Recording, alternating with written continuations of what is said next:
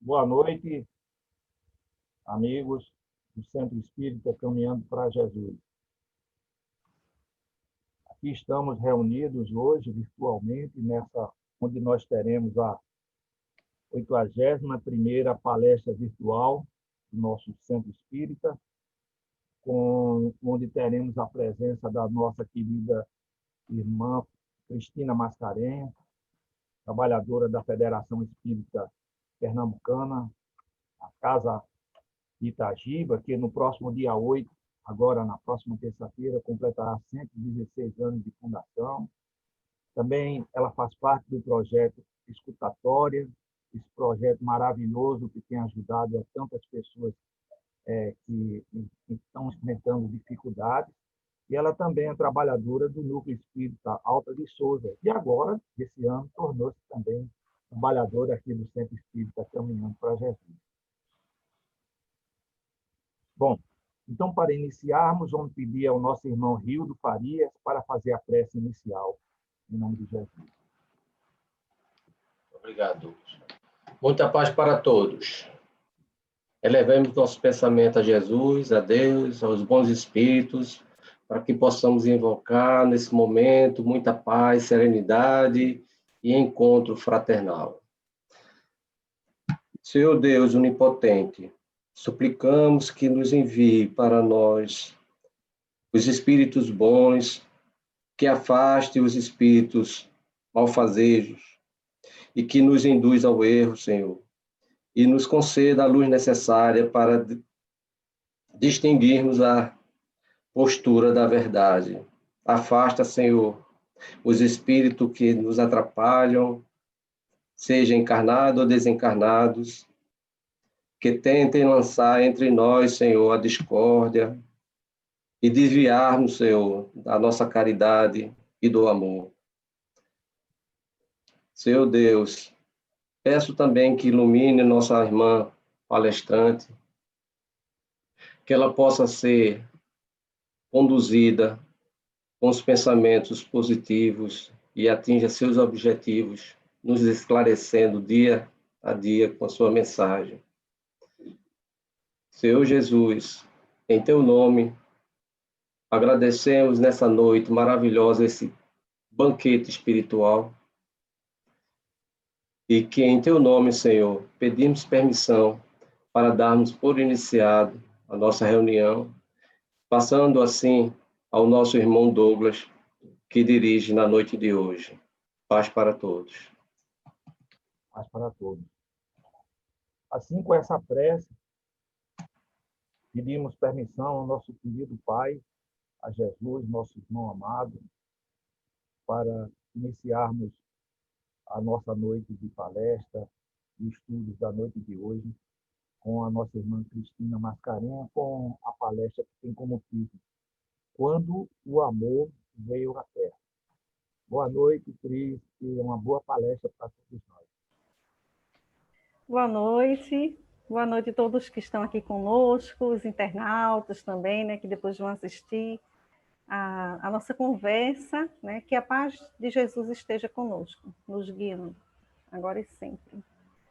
Bom, Jesus, ele não só é um fenômeno no sentido de ele ser realmente aquela pessoa que dividiu o ser, que dividiu o tempo, né, entre antes e depois dele, mais de 500 mil livros, né, biografias, atrás dele vem Napoleão com metade, mas ele foi que trouxe a única proposta capaz de mudar o mundo, realmente, porque durante esse tempo nós vimos políticos, economistas mudando a sociedade de uma forma superficial, né? Através de programas de governo, sistema. Mas a proposta de Jesus, ela vai no cerne da questão, porque a proposta dele é mudar o homem. Então, mudando o homem, transformando o homem, a gente consegue realmente transformar o mundo, né? E outra coisa que diferencia ele é que muitos outros missionários estiveram aqui na Terra com suas mensagens, mas o Cristo foi capaz de viver essa mensagem de uma coerência impressionante. Então, tudo que ele falou, ele fez, o que foi escrito, né? Ele realmente realizou, ele exemplificou, né? Ele viveu realmente a mensagem que ele trouxe. E ele já estava anunciado, digamos assim, desde o Antigo Testamento. Ele já estava lá. Isaías foi o profeta que são os nossos médiuns hoje, né? Que a gente chama os de médiuns, eram os profetas antigamente. Então, Isaías já tinha anunciado sua vinda. Tanto que no Novo Testamento, Jesus o tempo todo faz referência ao Antigo Testamento. Muitas vezes ele cita trechos do Velho Testamento, ou Primeira Aliança, ou enfim, não tem problema, né? O importante é que a gente sabe que foi antes, o que foi escrito antes dele. Então vamos lá. Tudo começou com Zacarias, né? Eu gosto muito de fazer essa comparação, assim, do anúncio e do nascimento de nosso João Batista e de Jesus, né? João Batista veio com a missão de preparar o caminho para Jesus, né? A atmosfera da Terra já estava diferente. Estavam vivendo, naquela época, momentos até felizes, digamos assim, na Terra, de relativa felicidade, né? Mas já era toda essa mudança, toda essa aproximação, toda essa preparação para a vinda do Mestre, né? Então, nós temos nossos queridos Zacarias e Elizabeth, que aí a gente chama também de Isabel, né? Uma variação do nome dela, que era um casal de idosos. Naquela época, não ter filhos era uma desonra, algo para você ter vergonha, era um castigo de Deus, era dessa maneira que era entendido. E Zacarias nunca compreendeu isso e aceitava, porque, enfim, eles eram religiosos, eram observantes da Torá, vinham de famílias de sacerdotes, então eles tinham obediência a Deus, mas havia uma lamentação, uma mágoa, uma tristeza dele com relação a Deus, porque ele pensava justamente isso. Nós trabalhamos no templo, nós somos observadores da Torá, somos cumpridores, somos religiosos, e, no entanto, carregamos esse estigma, né? Sempre as suas orações eram nesse sentido, mas um determinado dia, quando ele vai trabalhar no templo, ele é sorteado para fazer uma atividade que é muito importante, para espargir o perfume do incenso no braseiro, né, para espalhar. E essa atividade é feita sem ninguém dentro do templo. Então, as outras pessoas ficaram do lado de fora, ele entrou. Quando ele começou a espargir, ele começou a fazer uma oração diferente. Ele começou a orar pensando o seguinte: se essa é a vontade de Deus, tem um propósito. Talvez não seja uma punição, mas talvez ele queira me provar, eu e a minha esposa. Então eu vou me resignar, eu vou aceitar isso e vou compreender que é para alguma coisa, que é para meu aprendizado, né? E aí nesse momento aparece o Gabriel, o anjo que anunciou, né, tantas coisas, e ele se assusta. É interessante como ele estava numa prece tão fervorosa e de repente ele oscila na fé. Nós somos assim, né? Nós oscilamos, estamos numa fé danada, de repente acontece alguma coisa, a gente fica com medo, não acredita mais, acha que não vai dar certo. Então ele teve medo daquele espírito. Só que Gabriel, ele diz o seguinte: não temas, Zacarias, porque a tua súplica foi ouvida. E Isabel, tua mulher, vai te dar um filho ao qual porás o nome de João. Terás alegria e regozijo, e muitos se alegrarão com o seu nascimento, pois ele será grande diante do Senhor. Não beberá vinho, nem bebida embriagante, ficará pleno do Espírito Santo, ainda no seio de sua mãe, e converterá muitos dos filhos de Israel ao Senhor seu Deus. Ele caminhará à frente com o espírito e o poder de Elias. Olha aí a dica de Gabriel, era a reencarnação de Elias, a fim de converter os corações dos pais aos filhos e os rebeldes à prudência dos justos, para preparar ao Senhor um povo bem disposto, né? E aí o Zacarias, ele duvida. Como?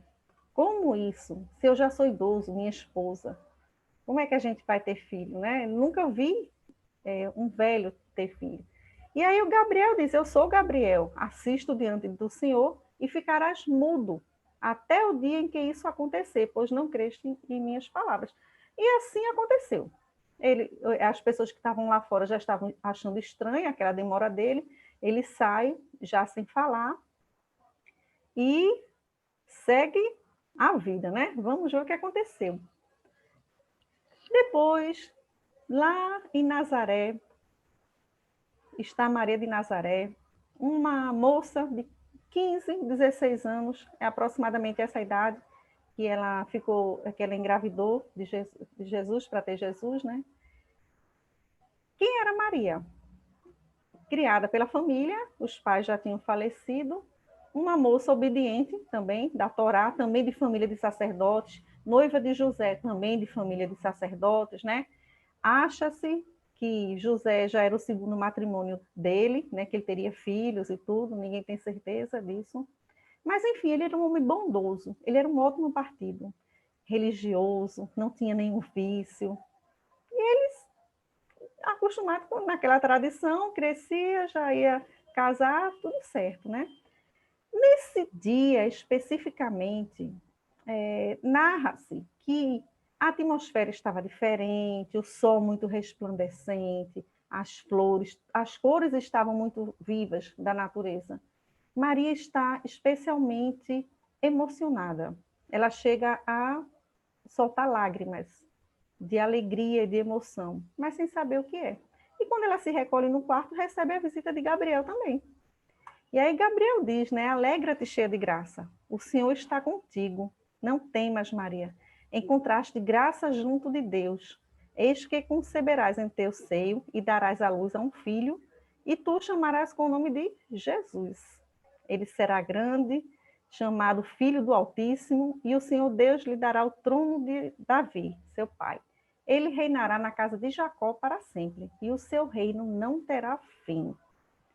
Maria tem uma postura diferente de Zacarias. Apesar do susto, ela fica sem compreender como aquilo iria acontecer, porque ela não conhecia nenhum homem. Conhecia naquela época, queria dizer, não, ela não se deitava com nenhum homem, né? E aí o Gabriel diz, o Espírito puro virá sobre ti, o poder altíssimo vai te cobrir com a sua sombra. Por isso o Senhor que nascer será chamado Filho de Deus. Também Isabel, tua parenta, concebeu um filho na velhice. Este é o 6º mês para aquela que se chamava estéril. Para Deus, com efeito, nada é impossível. Então Maria sai e diz assim para o anjo: seja feita a vontade do Senhor. Eis aqui a serva do Senhor. Olha a postura de entrega. Né? Quando ela pergunta como vai ser aquilo, é porque ela não entende como é que ela iria gerar um filho. Mas ela aceita, né? Ela se rende logo. É a missão traçada para ela, muito forte, né? Mas o anjo dá uma deixa, né? Ó, Isabel está grávida também, vai lá. E assim ela faz, né? Ela viaja.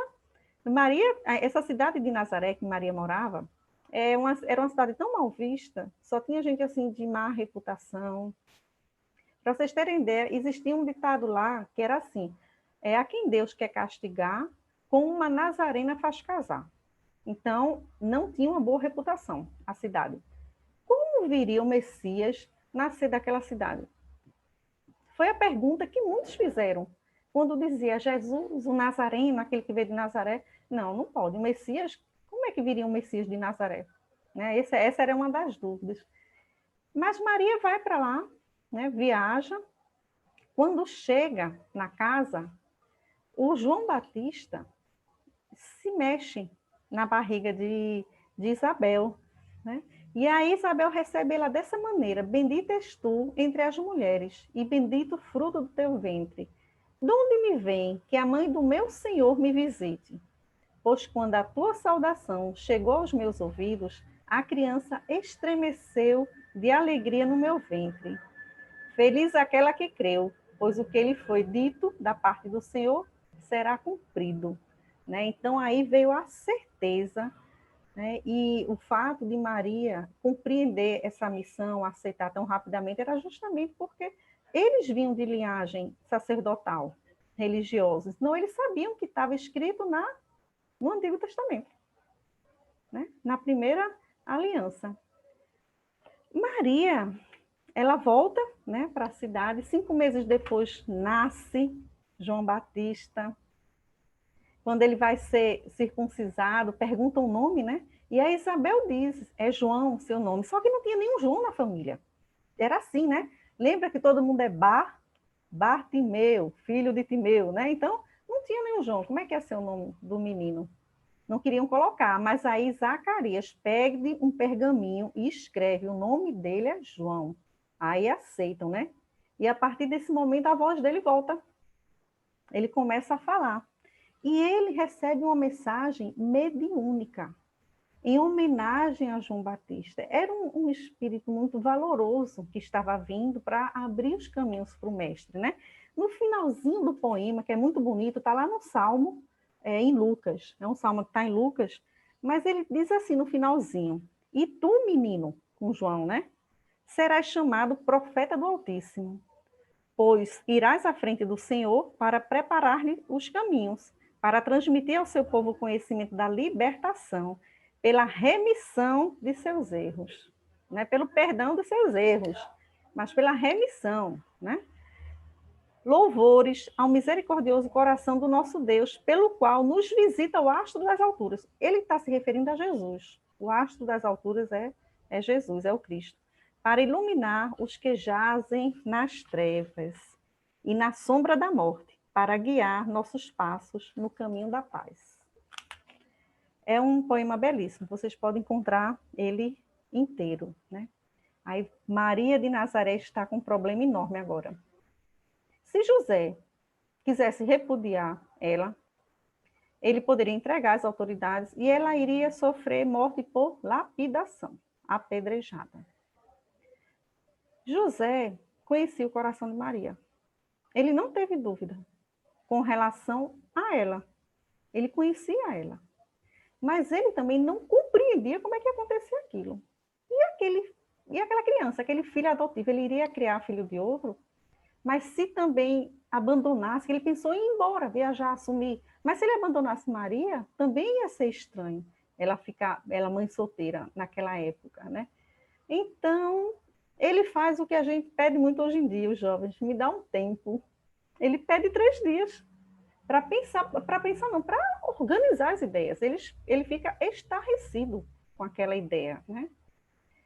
E Maria foi interessante porque Maria receou muito falar com ele, com medo, ele notou o tom grave, né? Notou ela angustiada, mas quando ela tomou coragem, ela fez uma oração e chamou ele perto do monte para falar, eles foram rodeados por uma legião de espíritos bons. E ali ela começou a falar naturalmente, simplesmente saiu da boca dela tudo que tinha acontecido, né? Ela não tinha nada, nenhuma mentira ali, não estava escondendo nada, ela simplesmente contou. E então, José, quando vai para a casa dele, depois de muito tarde, né? O Gabriel vai falar com ele, não em presença, como foi para Zacarias, como foi para Maria, mas ele vai em sonho.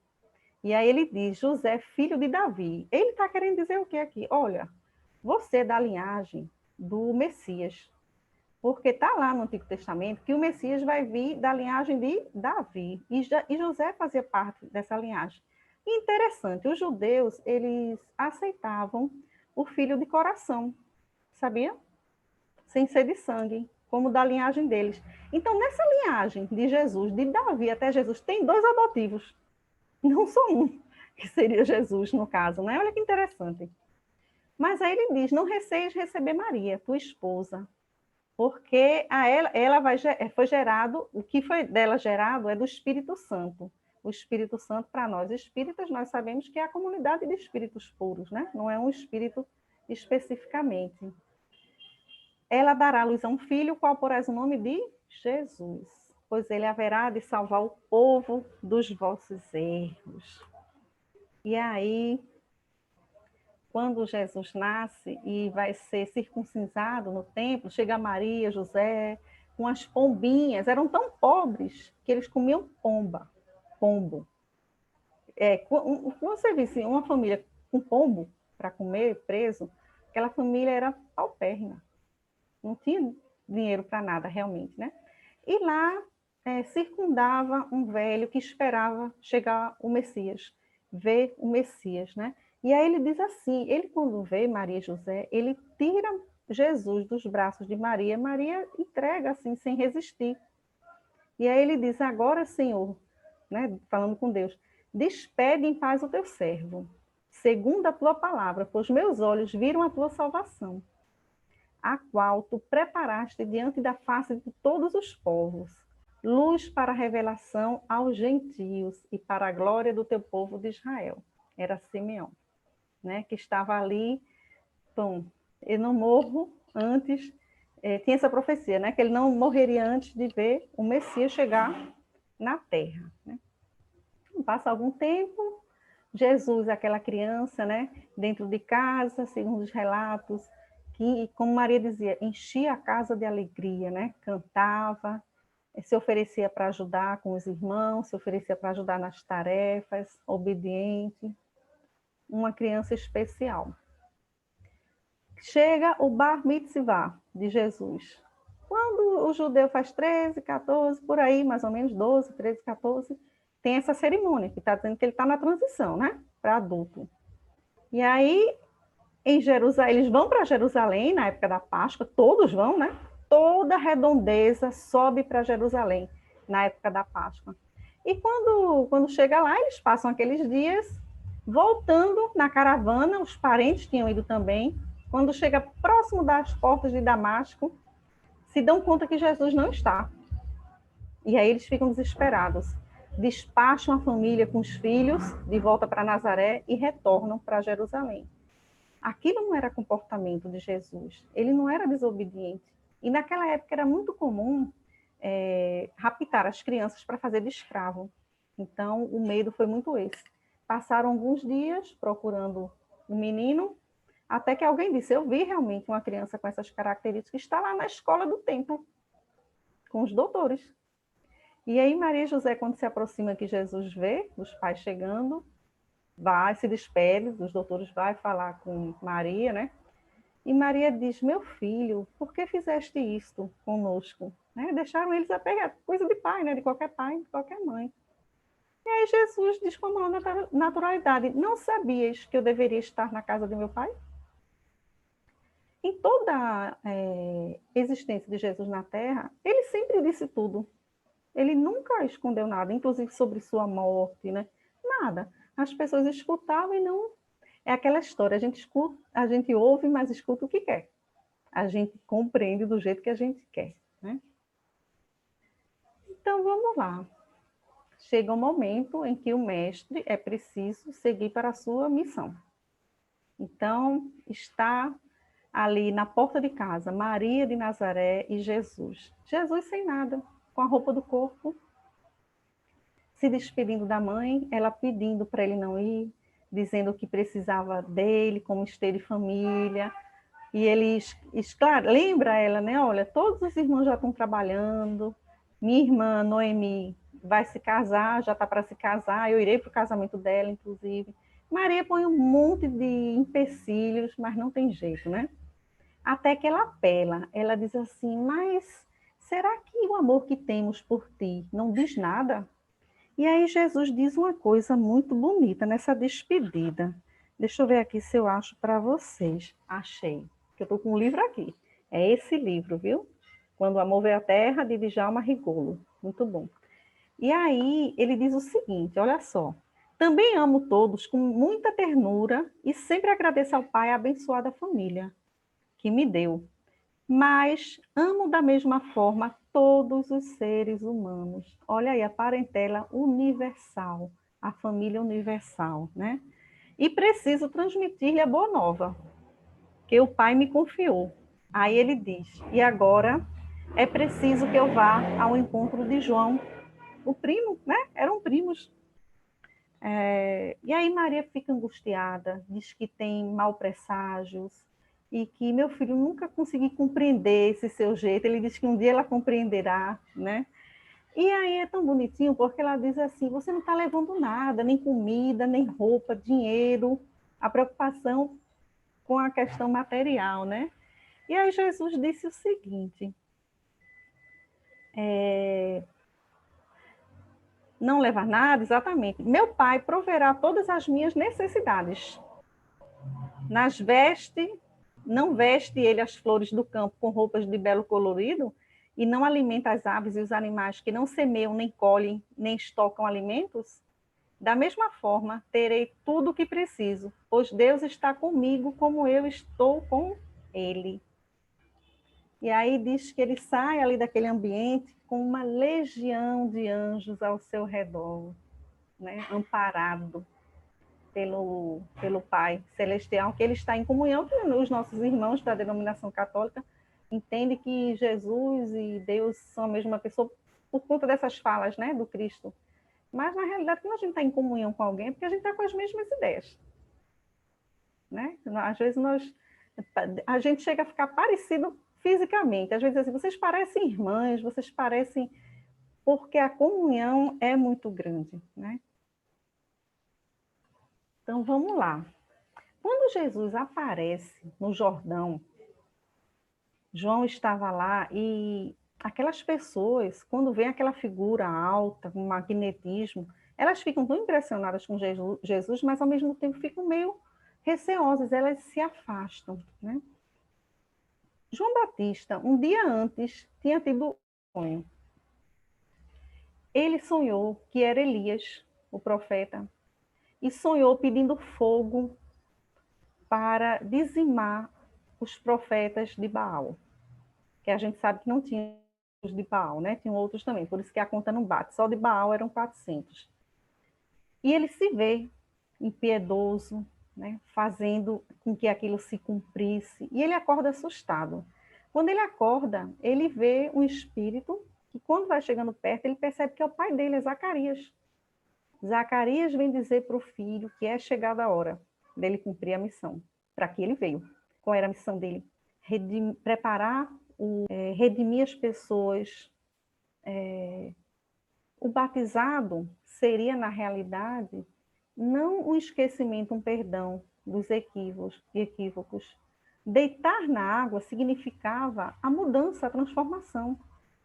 Deitar na água naquela época, deitar significava morrer, naquela época, no hebraico, e se levantar significava ressuscitar. Então, aquilo era um simbolismo, que aquele povo é muito simbólico, muito teatral, até hoje é, de que o homem morria e nascia. Morria um homem velho e nascia uma outra pessoa, né? Então, o batismo só tinha validade se por acaso houvesse uma transformação moral. Zacarias disse isso muito claro para ele, né?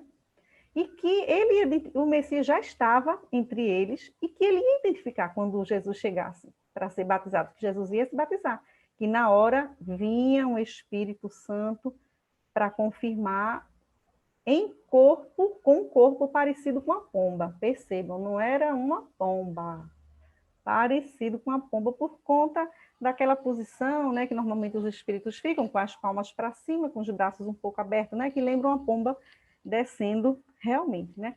Então, quando os olhos deles se cruzam, um reconhece o outro, Jesus tira a túnica para ser batizado, e João Batista, quando vê Jesus, baixa a cabeça e começa a chorar. Ele diz: por que vens a mim para ser batizado? Se não tens mancha nenhuma, eu que sou impuro, tu que devia me batizar, né? E aí Jesus, também muito misericordioso, diz uma coisa muito bonita com João Batista. Olha só, que isso é o que Jesus nos diz todo dia, e a gente não percebe, né? Ele fala assim: filho de Zacarias, conheço a beleza de tua alma, devotada e fiel. Se no passado cometeste ações duras, foi por excesso de zelo para com as coisas de Deus, e nunca por maldade. Por isso, vamos cumprir o que foi programado pelos que são responsáveis pelo destino da terra. Olha só, aqui é quando Jesus diz o seguinte para a gente, todo dia, né? A gente erra por ignorância. A gente erra por não compreender. Né? Mas nossa essência é boa. Nós viemos de Deus, estamos no hálito dele. Deus não cria nada que é ruim. Nós desvirtuamos, seguimos caminhos diferentes, fazemos escolhas diferentes, mas nossa essência é boa, né? E aí diz o seguinte, que Jesus passa uns dias lá escutando as palestras de João. Aí olha que coisa bonita. João sempre tinha um discurso meio carregado, meio pesado, mas depois disso, João fica altamente inspirado, iluminado. Ele começa a fazer palestras, a pregar com outro tom, um tom ameno, amistoso, de esperança, de alegria. Ele fica mais leve, mais suave, mais dócil, né? Até que 2 discípulos dele, de João Batista, perguntam por Jesus, ficam admirados, e João pode ir lá falar com eles, né? É João e André. Quando eles se aproximam de Jesus, antes deles chegarem, Jesus diz: João e André, 2 pescadores valorosos, o que é que queres de mim? Eles ficam horrorizados, porque Jesus sabia o nome deles, se nunca tinham sido apresentados, né? E é isso, Jesus nos conhece pelo nome, cada um de nós, né? E aí, no meio do caminho, ele disse, olha, se quiser ir conversando comigo, eu estou indo para Betânia. Ele estava indo para a casa de Lázaro, e Marta e Maria. E eles seguiram com Jesus. Durante o caminho, Jesus foi perguntando sobre a família de cada um, pelo nome. E fulano, e cicrano, né? Até que chegaram lá. Bom, tem uma história muito bonita num desses capítulos, né? Jesus, como vocês viram aí com o Bruno, né? Estão vendo essas histórias das mulheres fascinantes. Jesus teve muitos discípulos. Lógico, tinha aqueles principais que se tornaram apóstolos, mas tinha os assessores desses discípulos, dos apóstolos dele, e fora isso, anônimos, homens e mulheres, né? Então, tem a história desse Marco Túlio. Ele, um soldado romano, era rico, mas ele estava em busca de poder, e estava tomando banho ali no mar com o escravo dele. E aí ele vê uma confusão, né? Que quando Jesus chegava era aquela confusão, né? O povo querendo o povo querendo as curas, o tumulto. Ele vindo barcos chegando, gente chegando. E aí ele pensou: estão tramando alguma coisa boa não é. Ele sendo um soldado romano, qual foi a ideia? Vou em casa trocar de roupa, me disfarçar para voltar e saber o que é que está acontecendo. Quando ele volta, ele vai se colocando entre as pessoas e aí ele escuta um rapaz falar de cura, que foi curado, o outro falar, mas ele está dizendo para perdoar, que absurdo, isso não está na Torá, isso é muito revolucionário, muitas conversas. Mas aí teve um que chamou a atenção dele. Um rapaz disse assim, aonde ele for, eu vou, e o que ele mandar eu fazer, eu faço. E aí a pessoa pergunta, por quê? E ele conta a história dele.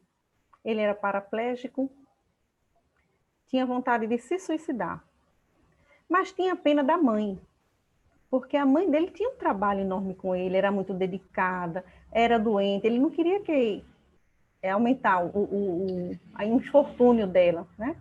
Mas aí a mãe morreu. E aí o pai assumiu aquele lugar. E o pai muito dedicado com ele, um homem bom. E aí ele fica também assim meio com pena de fazer isso com o pai, dar esse desgosto. Mas um dia ele resolve. Eu não aguento mais, vou me jogar no mar. E ele adentra o mar da Galileia. Quando ele está com a água na cintura, ele escuta uma voz doce. A vida foi dada por Deus e só Deus pode tirar. Seu pai não merece passar por esse sofrimento. Ele é um homem bondoso. Quando ele se vira, ele vê a figura daquele homem de olhos radiantes e ele sente como se Jesus soubesse tudo da vida dele já. E estava falando com ele pelo pensamento. E aí Jesus conversa, tira mais algumas palavras, diz mais algumas palavras e diz, levanta daí. Quando ele escutou essa ordem do mestre, ele fala que sentiu uma energia correr todo o seu corpo e se estremeceu. E aí Jesus se aproxima mais e dá a mão. Levanta-te. Quando dá a mão, ele levanta de vez. Ele disse que a alegria que ele sentiu foi tão grande, o susto tão grande, que ele não andou, ele saiu correndo de volta para casa para anunciar, né, que estava curado. E ele realmente virou um seguidor de Jesus. E o Marco Túlio ali, escutando aquela história estranha, mas esperou o tal do Jesus terminar de falar. Jesus estava no Sermão do Monte. Quando Jesus sai, toca no ombro dele, troca um olhar com ele e fala por pensamento. Ele disse: verás coisas muito mais extraordinárias do que essa. E farás também, porque eu te escolhi. Ele fica impressionado e aí ele narra nesse capítulo, no final do capítulo, que quando ele terminou de escrever essa história, ele deixa isso registrado, ele estava no corredor para morrer pelo Gládio. Ele ia ser martirizado, né? Então ele realmente seguiu, ele foi discípulo de Jesus, esse Marco Túlio, né? Se converteu, um romano, um soldado romano. Aqui é o Sermão do Monte, que eu coloquei só para a gente lembrar, né? Então, a multiplicação dos pães, junto com a ressuscitação de Lázaro, né, do ponto de vista da história, ele foi ressuscitado. A gente sabe que milagres, Jesus manipulava os fluidos, né? Mas, para a vista dos judeus, eram dois feitos muito grandes. Houve uma confusão quando Jesus multiplicou os pães. E Jesus, quando o Sinédrio resolve persegui-lo, quando os planos começam realmente a ficar funestos, né, que eles começam a falar de morte realmente, tem que crucificar, tem que condenar, tem que tirar ele de cena por questões políticas apenas. Porque Jesus já estava com uma popularidade muito grande e nomeado, já reconhecido como filho de Davi, como aquele Messias. Então, eles não iam dar conta daquela multidão. Tinha que tirar Jesus de cena para não perder o poder com Roma. A questão era essa, perder o prestígio com Roma. E aí eles pensam, tem que apagar também os milagres dele. A dos pães não tinha jeito. Eles disseram, vamos matar Lázaro também. Então Lázaro iria ser crucificado, condenado e crucificado com Jesus. Mas eles resolveram não fazer porque acharam que talvez fosse chamar mais atenção ainda. Então, era melhor não envolver, não deixar vir à tona, né, esse milagre do Cristo. E aí nós vimos a irmã de Lázaro, né, Maria que ficou com a melhor parte, né, aquela historinha que Marta era uma excelente cozinheira, dona de casa, está arrumando a casa enquanto o mestre está lá. E Maria, em vez de ajudar Marta, vai passar um óleo muito raro, muito caro e perfumado nos pés do Cristo. E aí Marta a repreende, pede para Jesus a repreender, inclusive. Olha, eu estou aqui assoberbada e ela não me ajuda, a Maria, né? Ela não está cumprindo as tarefas de casa. E é quando Jesus diz, Marta, Marta, Maria escolheu a boa parte. Ele não estaria mais ali, né? E assim é a gente, quando a gente, às vezes, não aproveita o momento, né? Não aproveita que ainda está com aquela pessoa, que ainda tem aquela oportunidade, fica aguardando para uma época. A gente faz isso até com as coisas materiais. A gente não quer usar uma louça, a gente não quer usar uma roupa, aguardando para uma oportunidade, né? É muito mais importante é o dia de hoje, né? E aqui tem uma coisa interessante que acontece. Judas, que era o contador do grupo, digamos assim, ele também critica a Maria, porque ele diz, ora, esse perfume é muito caro, muito precioso, a gente podia vender para arrecadar dinheiro para dar aos pobres. E ele também é repreendido nesse momento, os outros discípulos já eram ensimesmados com ele, né? Então fica uma situação meio desconfortável para o lado de Judas. Bom, o que é que Judas pensava de Jesus? E o que é que os discípulos também pensavam de Jesus? Que o reino era material. Seria rei dos judeus, iria submeter as outras nações, os outros povos. Eles não compreendiam, na realidade. E Judas era o mais afoito, era o mais material, né? Era comerciante. Judas achava ele amava o mestre, achava que o mestre era bom, mas que era muito tímido, que ia demorar muito a fazer um plano, a pegar nas armas. E ele resolve, ele conversa, troca uma conversa com João, João o evangelista, não o Batista, João o evangelista, aquele discípulo mais novinho, né, de Jesus, e diz, olha, estou pensando num plano assim, para a gente ir mais rápido eleger o Cristo, né, ele ter a coroa. E aí João, olha, o reino do Cristo não é, que ele era o mais espiritualizado, né, o João evangelista. Olha, o reino do Cristo não é isso e tal. Judas começa a ficar com uma consciência intranquila. Começa a ter dúvida se deve ou não fazer esse plano, se deve ou não falar com Jesus. Entende que Jesus recriminaria, mas era para o bem dele. Se ele fizesse um plano e tirasse Jesus de cena, eles resolveriam tudo em batalha e depois soltavam Jesus. E aí ele decide ir para o Sinédrio, fazer o acordo de entregar o mestre de mentirinha na cabeça dele. Só que era muito estranho. A primeira coisa que eles iriam perguntar, Caifás, Anás, por que estás entregando teu mestre se tu segue ele? Então, o que é que ele pensou? Ah, ele pediu um dinheiro, então, para entregar, para justamente justificar, né? Só que quando eles chamam os soldados para ir com Judas, reconhecer Jesus e prender Jesus, Judas já começa a ficar preocupado, em dúvida, acha que não é aquilo, quer mudar, já começa um arrependimento, mas ele não consegue mudar a história. Os soldados o levam para o local. Quando chega lá, perto de Jesus, Jesus diz o seguinte para ele, dá uma chance para ele. Jesus diz, amigo, a que vens? Ora, é como se Jesus estivesse dizendo assim, se arrepende, tem a chance agora, porque olha só, a história não ia mudar, Jesus não ia deixar de ser preso, porque tinha chegado a hora. Quantas vezes Jesus foi cercado, foi perseguido, e ninguém nunca pegou, porque não era a hora. Mas Jesus sabia que aquela era a hora, ele já tinha cumprido a missão dele, já estava no final. Então ali, por isso que ele se entrega. Não há resistência, né, da parte dele. Mas Judas não entende, né? Não entende a bondade do Cristo, dá o beijo para identificar ele e Jesus é preso. Né? E depois a gente sabe todo o desespero, né? Que ele fica muito obsediado, os obsessores ajudam ele a optar pelo suicídio, né? É muito rápido logo depois, e a dor dele é tremenda, né? Mas nós sabemos que no momento oportuno, que ele achava que não merecia, lógico, ele tinha entregue o Cristo de Deus, mas no momento oportuno que ele consegue se reconhecer novamente como filiação divina e se conectar, ele é resgatado, né?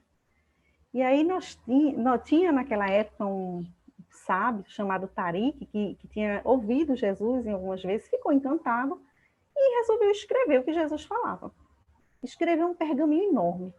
Chega o seu amigo Marued e diz, olha, de onde você tira essas coisas que você fala, coisas tão sábias, tão diferentes? Aí o Tariq disse, é um mestre, Jesus de Nazaré, ele disse essas coisas, eu me identifiquei, achei bonito e escrevi.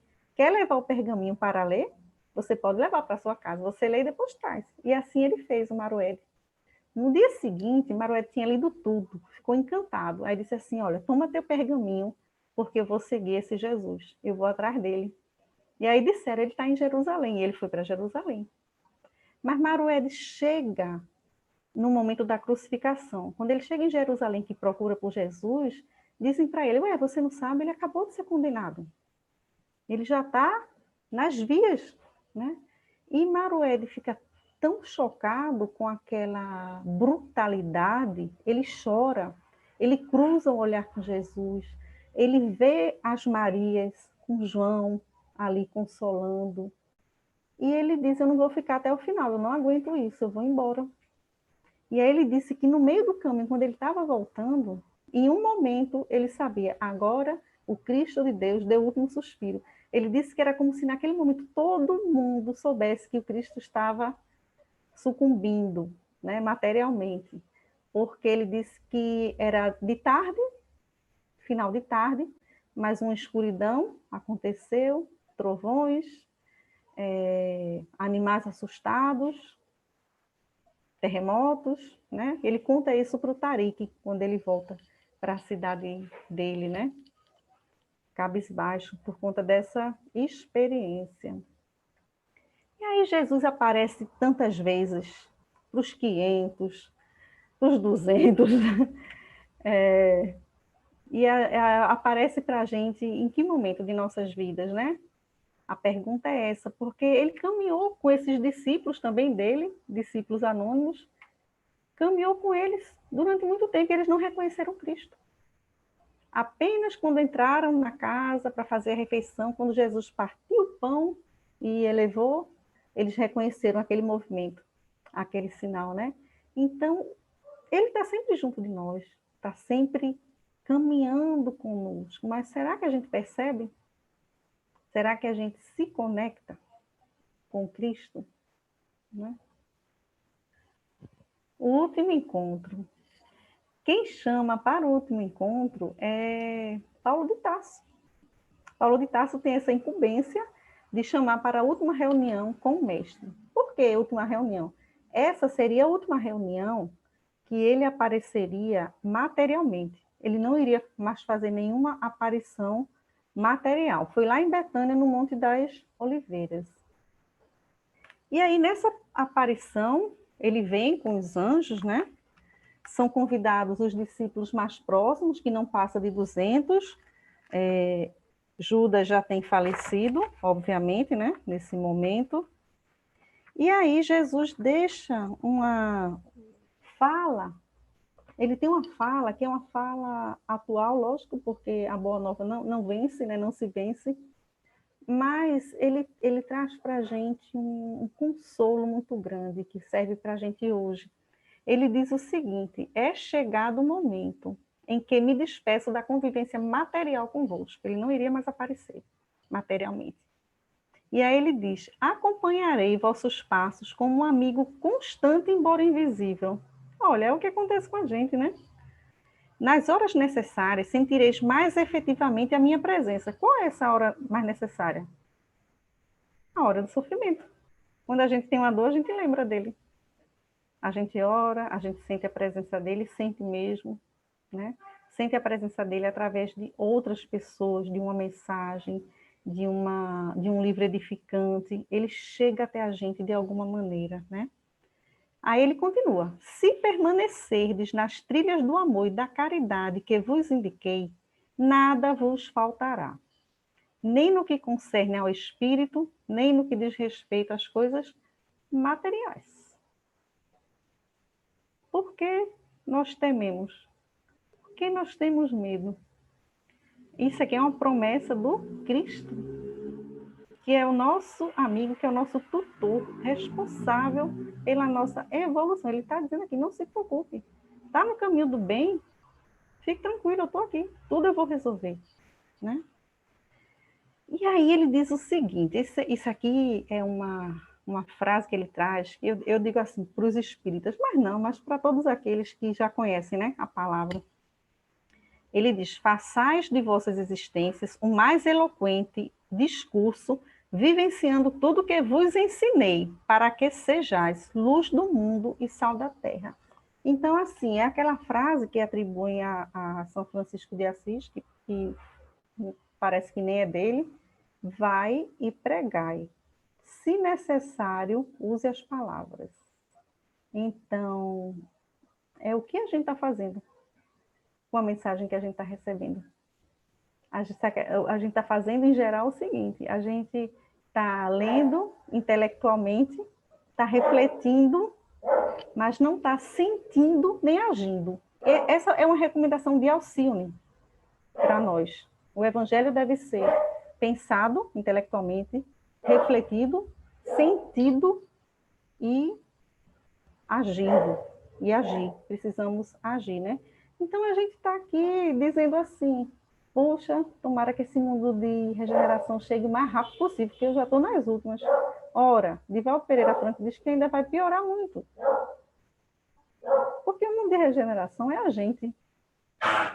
ele só vai existir quando a gente estiver regenerado. Então, em vez de eu dizer isso, qual seria a minha fala? Eu, que tenho conhecimento, eu já sou um espírito regenerado. Eu vou agir a partir de agora como um espírito regenerado. Eu já sei o que fazer, né? Então, ele se despede dizendo: deixo convosco a minha paz. E aí, nesse momento, sua mão se ergue, abençoando, né, todos que estavam ali, e diz que no final dessa explanação dele, dessa narrativa dele, né, que é longa, eu trouxe um trechinho só que eu achei mais importante para a gente, que todos se emocionam, inclusive o orador, inclusive ele se emociona, cai lágrimas, né?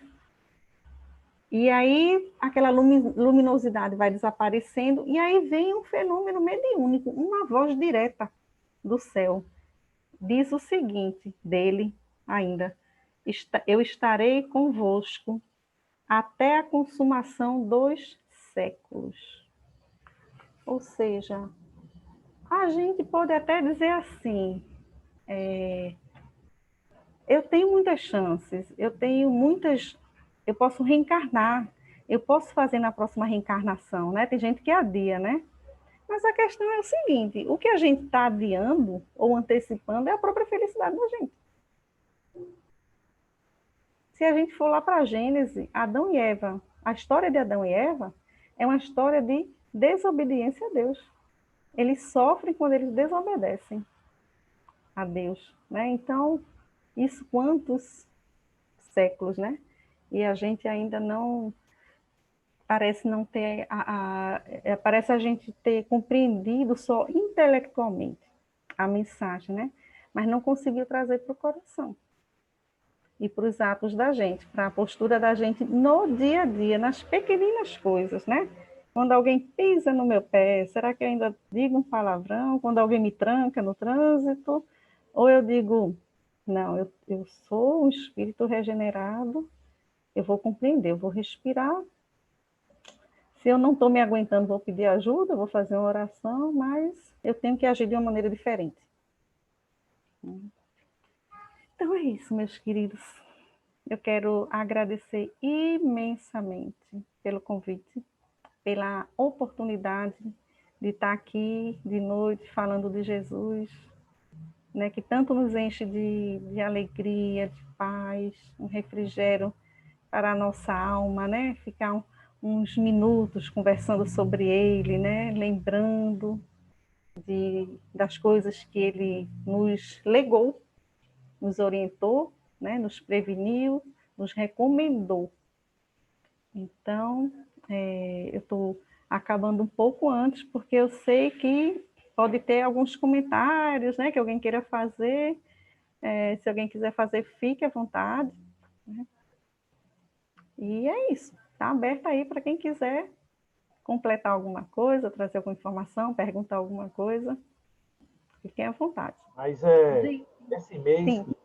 nesse mês em que nós comemoramos o nascimento de Jesus de Nazaré, ele que é a personificação do amor, é muito gostoso a gente assistir uma palestra como essa que você nos trouxe hoje, com esse tema tão maravilhoso, né, que é quando o amor veio à Terra. Porque realmente a passagem de Jesus aqui na Terra uma verdadeira, uma coisa indescritível, né? Porque é o amor puro, é o amor em todas as suas formas mais sublimes, o que Jesus representa para nós. E isso nos deixa, a todos nós, felizes, esperançosos, de que nós estamos no caminho certo, no caminho que Ele, Jesus, veio nos trazer e nos dar exemplo e nos dar esperança, né? E como nesse slide final que você colocou aí, que diz quando eu estarei convosco até a consumação dos séculos. Quer dizer, Jesus não nos abandonou em momento algum. Está conosco, está nos amando, está nos protegendo. Nós é que ainda não conseguimos sentir esse amor de Jesus em nós ou junto de nós, mas Ele está conosco o tempo todo. É muito, muito, muito gostoso e ver a sua história, desde como você mostrou, desde antes do nascimento, desde antes da concepção até os dias atuais. Na verdade, na hora que ele diz que estarei convosco até a consumação dos séculos, Jesus ainda está conosco. Foi muito maravilhoso, né? A gente saber da história, você trazer essa história antes da concepção até hoje. Oi, Cris. Ah, Tudo bem? Quem está falando aqui é Fernando, lá Oi, do Fernando. Caminhando para Jesus, né? Tudo É um bom? prazer tê-la aqui conosco, né? Com nossos amigos aí que estão fazendo esse trabalho tão bonito. E você falou de Jesus. Nós que somos espíritas, que guardamos no coração, na alma, a presença de Jesus, numa mensagem que a gente lê na rua, que a gente trabalha na campanha do Quilo, distribui mensagens, trabalha com os moradores de rua. Então, cada vez que a gente faz esse trabalho com as pessoas mais humildes, Jesus está dentro do coração da gente. Aquilo que ele veio nos trazer há mais de 2.000 anos atrás tem que ficar dentro da alma da gente. É numa prece, é no gesto, é na conduta, na nossa reforma ímpar, na nossa maneira de tratar, na nossa convivência do dia a dia. É isso que a gente tem que fazer, não é, Cris? Porque é isso que ele nos trouxe, esse ensinamento, há mais de 2.000 anos atrás. Infelizmente, a humanidade ainda fica delirando, né? Será que isso aconteceu? Será que não aconteceu? A gente sabe que a gente tem ele dentro da alma da gente. Nós trazemos dentro do nosso eu a presença de Jesus toda hora, pelos gestos que a gente faz, pelos trabalhos que a gente faz, pela humildade que a gente tem. E começa dentro da residência da gente. Começa na nossa casa, né? Para que depois possa levar lá para a sociedade, para a rua, para os nossos irmãos.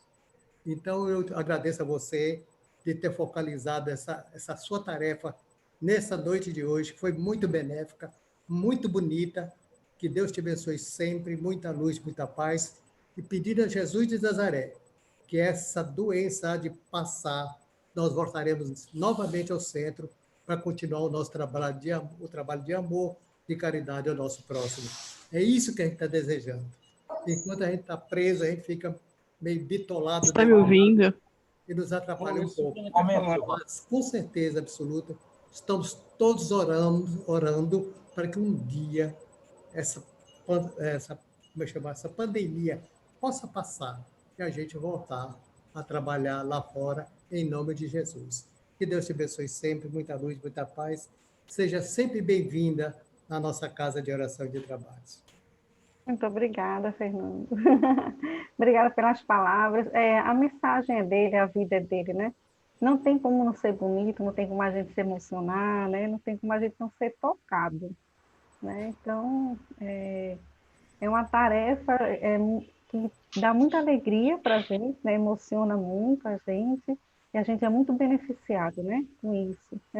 É um privilégio. Para mim é um presente, assim, estar numa noite conversando sobre Jesus, né? Sobre a Pois vida é, dele, sobre a junto mensagem você. dele, né? E Eu para que todo mundo agradeço. que ouvir você. Eu cheguei um pouquinho atrasada, mas um pouquinho que eu consegui assistir. Tá linda a apresentação.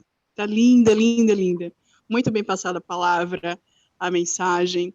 E é isso aí. É com a prática que a gente vai conseguir colocar os ensinamentos de Jesus no dia a dia.